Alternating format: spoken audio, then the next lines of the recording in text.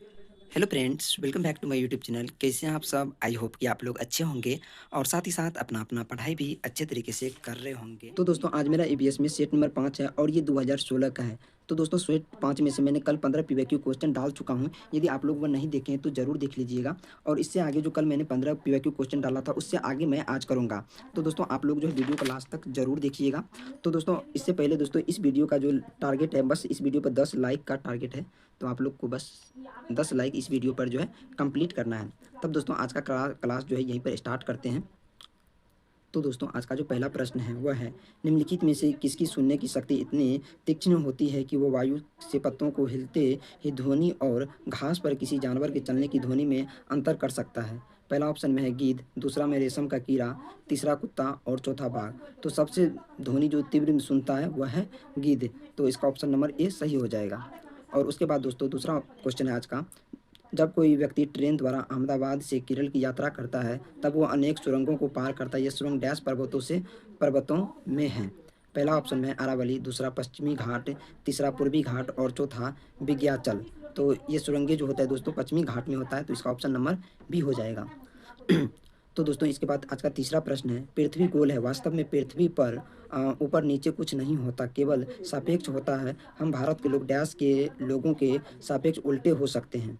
पहला ऑप्शन में है लीबिया, दूसरा अल्जीरिया, तीसरा अर्जेंटीना और चौथा अलेस्किया यानी कि यूएसए। तो इसका दोस्तों सही ऑप्शन हो जाएगा ऑप्शन नंबर डी, अलेस्किया यानी कि यूएसए। और दोस्तों आज का चौथा प्रश्न है, मच्छरों के प्रजनन की रोकथाम के लिए ठहरे पानी पर तेल डालने की सलाह दी जाती है। ऐसा इसीलिए है क्योंकि पहला ऑप्शन में है मच्छरों को तेल द्वारा विकर्षित किया जाता है। ये तो विकर्षित नहीं किया जाता, तो ये ऑप्शन ए गलत हो जाएगा। और दूसरा ऑप्शन में मच्छर तेल द्वारा मर जाते हैं, मच्छर जो है तेल द्वारा नहीं मरते हैं, तो ये भी ऑप्शन गलत हो जाएगा। और तीसरा ऑप्शन में मच्छर तेल की परत में फंस जाते हैं। मच्छर तो तेल की परत में फंस सकते हैं लेकिन फंसते नहीं हैं, तो ये भी ऑप्शन गलत हो जाएगा। और चौथा ऑप्शन में तेल ऑक्सीजन की आपूर्ति को काट देता है जिससे मच्छरों का प्रजनन प्रजनन थम जाता है। तो इसका जो सही ऑप्शन हो जाएगा ऑप्शन नंबर डी हो जाएगा।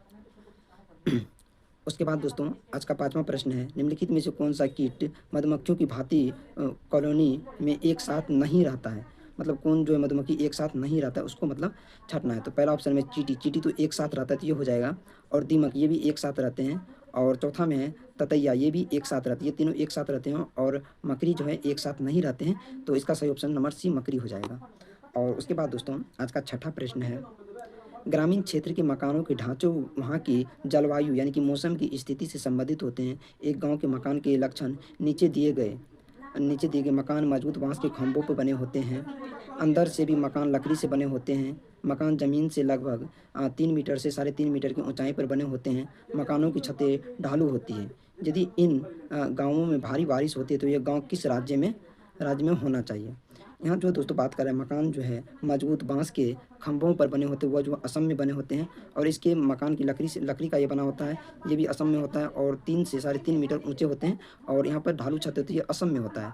तो इसका सही ऑप्शन नंबर असम हो जाएगा। ये क्वेश्चन जो है दोस्तों बहुत ज़्यादा इंपॉर्टेंट है और ये इस प्रकार का क्वेश्चन जो बहुत बार सीटेट में पूछा भी गया है। तो दोस्तों आज का ये अगला प्रश्न है, कुडुख कहाँ के लोगों की भाषा है? पहला में है मणिपुर, दूसरा अरुणाचल प्रदेश, तीसरा मिजोरम और तीसरा ऑप्शन में है झारखंड। तो कुडुख भाषा जो है झारखंड के लोग बोलते हैं। ये भी इम्पोर्टेंट थोड़ा क्वेश्चन है, तो आप लोग अच्छे से देख लीजिएगा। और इस वीडियो पे दोस्तों बस लाइक टारगेट 10 है, तो आप लोग प्लीज़ इस वीडियो पे 10 लाइक आप लोगों को बस कंप्लीट करना है। और पहली बार आए हैं तो वीडियो अच्छा लगे तो चैनल को सब्सक्राइब और आप कमेंट करके बताइएगा कि आप लोगों को ये पीवाईक्यू सेट कैसा लगता है। तो आज गर्मी है तो इसीलिए ये मतलब भीग जाता है, बहुत ही ज़्यादा गर्मी है, 40 डिग्री प्लस सेल्सियस चल रहा है अभी। तो दोस्तों आज का अगला प्रश्न है, राष्ट्रीय परिचय की रूपरेखा 2005 के अनुसार निम्नलिखित में से कौन सी एक पर्यावरण अध्ययन की विषय वस्तु यानी कि थीम है? सौर मंडल, ये तो थीम के अंतर्गत नहीं आता है। मौसम, ये भी थीम नहीं है। और ऊर्जा, ये भी थीम नहीं है। थीम क्या है? तो भोजन। तो इसका सही ऑप्शन नंबर डी हो जाएगा। तो दोस्तों आज का अगला प्रश्न है, पर्यावरण अध्ययन में विषय वस्तु यानी कि थीम आधारित उपागम को अपनाने के समर्थन में निम्नलिखित में से कौन सा तर्क सबसे अधिक सशक्त है? तो इसका पहला ऑप्शन में है, यह शिक्षक को अधिक रोचक और गतिविधि आधारित बनाने में मदद करता है। दूसरा ऑप्शन में, यह अवधारणाओं, मुद्दों और कौशल के विस्तृत विस्तार को सम्मिलित करने में मदद करता है। तीसरा ऑप्शन में, यह विषय सीमाओं को नरम बनाने और संप्रता में ज्ञान को प्राप्त करने में मदद करता है। जो ज्ञान को मदद करने में प्राप्त करने में जो मदद करता है, तो इसका सही ऑप्शन नंबर डी हो जाएगा। लेकिन चौथा भी पढ़ लेते हैं। यह पाठ्य योजनाओं को एक ढाँचा प्रदान करने और शिक्षक को अधिक प्रभावी बनाने में मदद करता है। शिक्षक को अधिक प्रभावी नहीं बनाना है, स्टूडेंट को अधिक प्रभावी बनाना है, तो इसका ये ऑप्शन नंबर गलत हो जाएगा। तो ऑप्शन नंबर इसका सही सी हो जाएगा। जब दोस्तों आप लोग पेडागोजी को सॉल्व करिएगा, तब उसके लिए आप लोग टैग वर्ड्स कर लीजिएगा, और यदि आप लोगों को टैग वर्ड्स चाहिए तो आप लोग जो है कमेंट में बता दीजिएगा, तब आप लोगों के साथ टैग वर्ड्स शेयर कर दूँगा। और जो है, और जब आप पेडागोजी प्रश्न सॉल्व करिएगा, तो उसके लिए जो आप लोग चारों ऑप्शन को पढ़िएगा। जब तक आप चारों ऑप्शन को नहीं पढ़िएगा, तब तक आप लोगों को जो है सॉल्व नहीं हो पाएगा पेडागोजी। आप चारों ऑप्शन को पढ़िएगा, तब आपको अपने आप आंसर जो है इसका मिल जाएगा। तो बस पेडागोजी के लिए आप लोगों को चारों ऑप्शन को पहले पढ़ना है, तब उसके बाद आंसर अपने आप आपको खुद मिल जाएगा। तो दोस्तों आज का अगला प्रश्न है, प्राथमिक कक्षाओं में पर्यावरण अध्ययन को सिखाने सीखने में कहानियों एक महत्वपूर्ण पहलू है। पर्यावरण अध्ययन की कक्ष में कहानी सुनाने को शिक्षण कौशल के रूप में सम्मिलित करने के लिए निम्नलिखित में से कौन सा सबसे कम उपयुक्त कारक है। इसमें बोल रहा है कि सबसे कम उपयुक्त कौन है। तो पहला ऑप्शन में है कहानी अनेक विषय क्षेत्र को छूती है। ये तो सही बात है, ये ऑप्शन सही हो जाएगा, लेकिन सबसे कम बोला। ऑप्शन चारों सही है, लेकिन सबसे कम क्या होगा। दूसरा है कहानी कक्षा प्रबंधन में सहायता करती है। कहानियाँ पर्यावरण अध्ययन अवधारणाओं को संबंधित जोड़ने के लिए संदर्भ उपलब्ध कराती है, ये भी मतलब अच्छा है। और चौथा ऑप्शन में कहानियों में व्यक्तिगत और अनुभव शामिल है। तो ये तीनों अच्छा है, लेकिन सबसे कम बोला तो कहानी कक्षा प्रबंधन में सहायता बोल रहा है, तो सबसे कम होगा ऑप्शन नंबर बी। तो इसका ऑप्शन नंबर बी सही हो जाएगा। तो दोस्तों अगला प्रश्न है, पर्यावरण अध्ययन पाठ्य पुस्तक की विषय वस्तु में पहला ऑप्शन में परिभाषाओं और व्याख्याओं को दूर रखा जाना चाहिए। परिभाषा तो दोस्तों नेगेटिव के अंतर्गत आता है, तो ये ऑप्शन सही हो जाएगा। दूसरा रटकर सीखने को हतोत्साहित करना चाहिए, ये तो ये भी सही है। रटकर इसमें दिया हुआ, तो ये भी गलत हो जाएगा। और तीसरा में है बच्चों को प्रश्न करने और सीखने का मौका मिलना चाहिए, तो ये ऑप्शन सही बता रहा है, तो ये ऑप्शन सही हो जाएगा। इसमें केवल है, तो ये गलत हो जाएगा, क्योंकि केवल नेगेटिव वर्ड्स में आते हैं। तो इसका ऑप्शन नंबर सी सही हो जाएगा। और इसके बाद दोस्तों आज का अगला प्रश्न है, निम्नलिखित में से कौन सा कथन आकलन प्रक्रियाओं के बारे में सबसे कम प्रयुक्त है। इसमें बोला कि सबसे कम प्रयुक्त कौन है, तो इसके लिए पहले चारों ऑप्शन को पढ़ना पड़ेगा। पहला है कहते सीखने के संकेतों और उपसंकेतों की सूची बनाना रिपोर्टिंग को अधिक विस्तृत बनाता है। और दूसरा ऑप्शन है ठीक, अच्छा और बहुत अच्छा जैसे टिप्पणियों बच्चों के सीखने के बारे में एक समझ प्रदान करता है। तीसरा ऑप्शन है बच्चों के पोर्टफोलियो में केवल, इसमें केवल है, तो ये ऑप्शन तो गलत ही हो जाएगा। और चौथा ऑप्शन है कहते बच्चों को निजी विवरण और व्यक्तिगत पृष्ठपोषण देना वांछित अभ्यास है। तो ये अभ्यास का बात कर रहा है, बच्चों को अभ्यास कराना चाहिए, तो इसका ऑप्शन नंबर डी सही हो जाएगा। तो दोस्तों आज थोड़ा गर्मी है, तो इसीलिए देखिए पानी इस पर घाम का जाता है, तो इसमें थोड़ा आप लोगों को प्रॉब्लम होगा, तो आप लोग थोड़ा देख लीजिएगा। तो दोस्तों उसके बाद अगला प्रश्न है, पर्यावरण अध्ययन की अंत विषय प्राकृतिक पर्यावरणीय मुद्दों को डैश द्वारा संबोधित करता है। पहला ऑप्शन में है सामाजिक विज्ञान और पर्यावरण शिक्षा की विषय वस्तु और पद्धति के प्रयोग। दूसरा ऑप्शन में है विज्ञान की विषय वस्तु और पद्धति के प्रयोग। तीसरा ऑप्शन है विज्ञान, सामाजिक विज्ञान और पर्यावरण शिक्षा की विषय वस्तु और पद्धति के प्रयोग।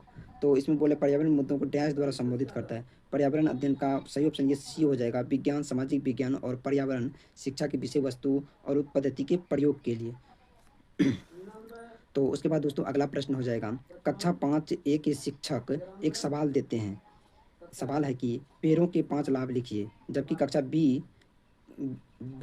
के शिक्षक निम्न सवाल देते हैं। बी, क्या होगा अगर धरती पर कोई पेड़ ना हो, इन सवालों की प्रकृति कैसी होगी। तो इसका पहला ऑप्शन है, इसमें बोल रहा है कि पहला में बोल रहा है कि बी शिक्षक निम्न सवाल 5 लाभ। तो पहला ऑप्शन मुक्त अंत वाला, इसमें 5 लाभ यानी कि अभिसारी इसमें अनेक होगा।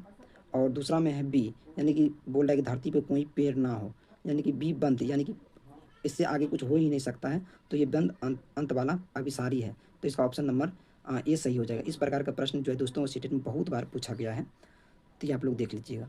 और दोस्तों आज का जो लास्ट प्रश्न है, कक्षा 1 में पर्यावरण अध्ययन में शिक्षार्थियों के आकलन के बारे में निम्नलिखित में से कौन सा सत्य है।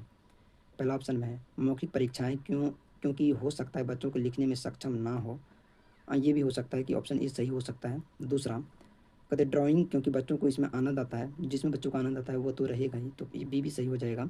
और तीसरा शिक्षकों को अवलोकन और रिकॉर्ड के लिए, तो ये ऑप्शन भी सही हो जाएगा इसमें। और चौथा ऑप्शन है किसी को ना रोके नीति को ध्यान में रखते हुए आकलन की कोई आवश्यकता नहीं है, तो ये ऑप्शन गलत हो जाएगा और इसका ऑप्शन ए, बी और सी सही हो जाएगा। तो आज का दोस्तों ये 5वां सेट का 15 क्वेश्चन आज था और 15 मैंने कल करा दिया था, तो आप लोग वह देख लीजिएगा वो वाला भी। और ये सेट आज पूरा 2016 का एबीएस का सेट नंबर 5 जो था ये पूरा कंप्लीट हो गया आज। तो आप लोगों को ये क्लास कैसा लगा, तो आप लोग लास्ट में कमेंट करके ज़रूर बता दीजिएगा, अपना फीडबैक दीजिएगा। और इस वीडियो पे बस 10 लाइक कंप्लीट करना है, तो आप लोग लाइक और सब्सक्राइब जरूर करिएगा। तो मिलते हैं नेक्स्ट वीडियो में, तब तक के लिए बाय, लाइक एंड सब्सक्राइब।